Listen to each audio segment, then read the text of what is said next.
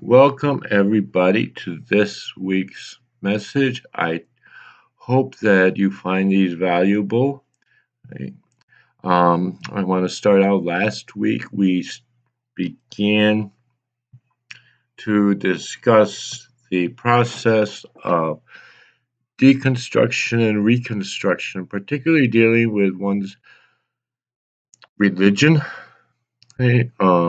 One's faith, one's church is probably just as important. Right?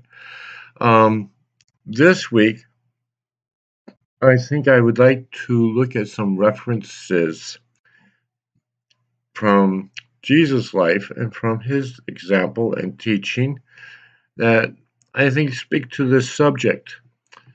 Um, and these are taken from all from the message version.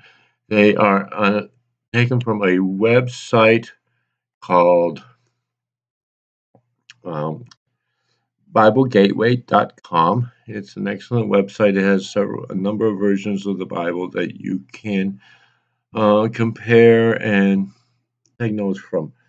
So the first one we want to look at is Mark 6. Right?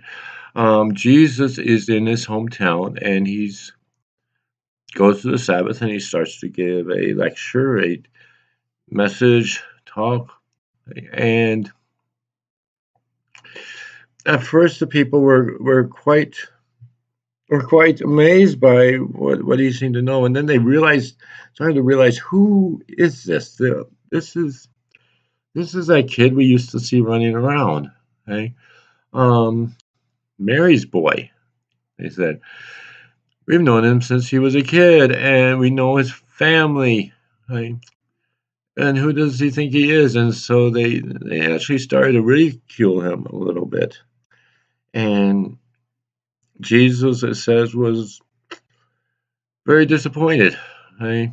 He couldn't get over how stubborn they were. Right? And his response is here a prophet in his own town among his relatives receives very little honor. Right? And I think I see this a lot in people going through the deconstruction process. Um, they lose, very often they speak of the pain of losing friends. Churches many times have asked them to leave. Right? Um, they family members seem to have turned against them, and they have it's a very painful time for a lot of people. Right? When they start to realize that what I've been taught all along is not for me. It's not. They question its validity, and a lot of times they lose this network of people that they have grown up with um, and known their entire lives. So it's a very painful time for them. Going on, we see just about the same thing happening again in Mark 3. Right? Um, Jesus again is in his hometown, okay, and a crowd gathers around him, okay, and his friend heard what was going on, and the word is they went to rescue him, right, by force if they had to, right, because they thought he was getting carried away with himself. He was becoming a little too big for his britches, apparently. Right, so they thought that they would come and rescue him, maybe do what we might call an intervention, I guess, something like that. Um, but they would get him out of this situation somehow. Okay, and of course, this is the passage where we hear about the unpardonable sin. But we're not going to touch on that. We're going to look at this family here. All Right. So Jesus finishes talking, and apparently there was quite a crowd. His mother and his brothers and everything. Sisters, they couldn't get in because there were so many people, apparently. And so his mothers and brothers showed up, standing outside. They relayed a message that they wanted to word with him. He was surrounded by the crowd, and when he was given the message, your mother and brothers and sisters are outside looking for you. Now, Jesus' response with, this is interesting. He said, who do you think are my mothers and brothers? Right. And looking around, he said, right here, right in front of you, my mothers, my brothers. Right. Obedience is thicker than blood. The one who obeys God will is my brothers. So I think this tells us when you are going through this process the importance of you're leaving relationships behind that you always had, the importance of gathering new relationships and a new support system, broadening your circle a little bit so that you find somebody who is supportive, right? And this is what makes me so I find so inspiring about the hashtag on Twitter, the evangelical hashtag on Twitter is a group of people who are supportive of each other, right, in this process. Right? And it doesn't matter whether you're a believer, it doesn't matter if you're an agnostic or you're an atheist. It's a supportive process, right, where people going through sometimes a lot of pain, right, can find, excuse me, can find support in others that have done the same thing. Right? I'm going to move on to another one in Luke 25 through 27, or excuse me, Luke 14, 25 through 27. Right? Jesus said, anyone who comes to me but refuses to let go of refuses to let go of family, and this is important, yes, even one's own self cannot be my disciple. Right? This is, I think, really important in this deconstruction process, and because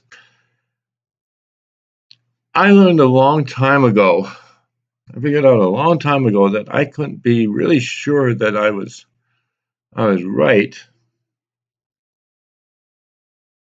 if there is such a thing about my relationship with God. Right? I couldn't be really sure that I was following God's purpose for me.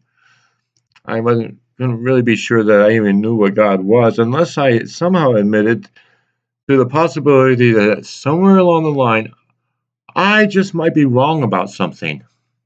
Right? If we go into this with the idea that we already know, then we're not really following Jesus, we're following ourselves. Right? So it's really important, I think, to remember that this whole process is like an onion, and you just keep peeling layers off, right? And you find out that, well, you know what? I wasn't quite right about this. I had different thoughts about this. I might have to discard that, right? And in order to actually follow my beliefs, right? I might have to discard one belief in order to follow what Jesus would want of me. So I think that's a really important note that we need to keep in mind, right?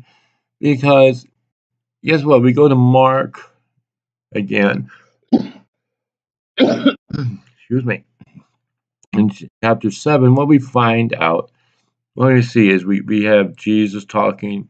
Um, to the Pharisees. Now, the Pharisees were a group that they liked rules a lot. They liked you being able to say, we do this and we do that.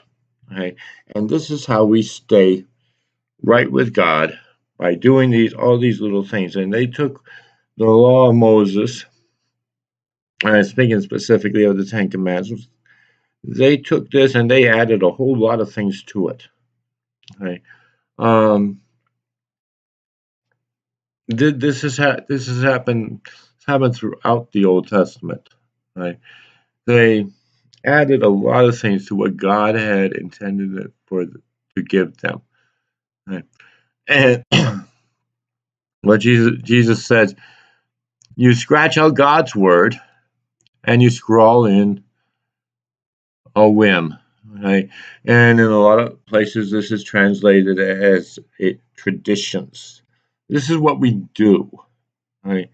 But we can.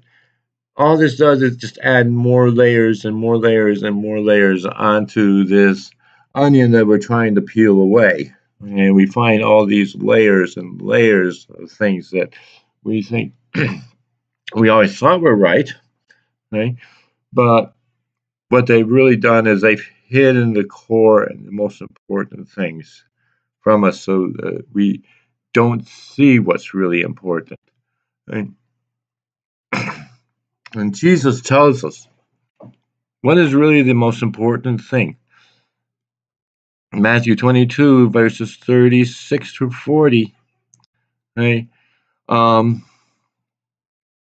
He's asked by the Pharisees, which command of God's law is most important?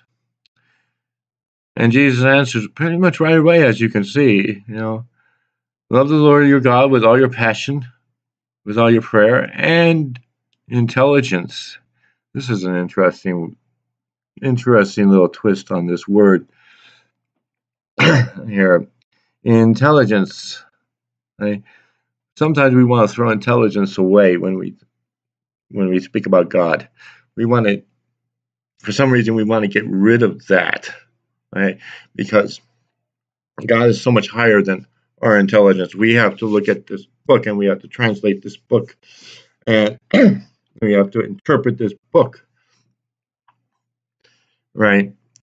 And we forget that God is all. Right? So we throw away intelligence, right, for what is basically our own fake ideas.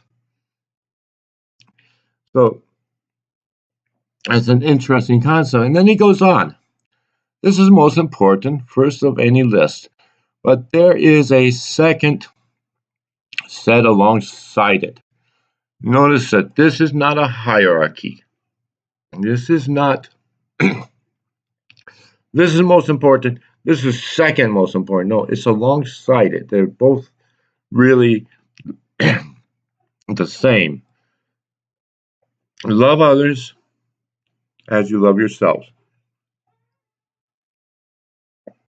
Love others. These two commandments are the most important. And notice one thing I find really interesting. Neither one of these are actually the Ten Commandments. Neither one of these are actually the law of Moses. There are references, they are from the Old Testament, but neither one of these are included there. It's really interesting to me because 99 times out of 100 we'll read this book and we'll get it all screwed up. But every now and then, we can get it right. Every now and then. And Jesus is saying, this is where you got it right. So go and live by this. Go and live by these two things. Peel away all the rest and go and live by this. This is the reconstruction part of it. Okay? So I'm going to wish you the best, wish you God's blessing in your process of deconstruction and reconstruction. Live by love of God and love others. So God bless, and thank you for listening.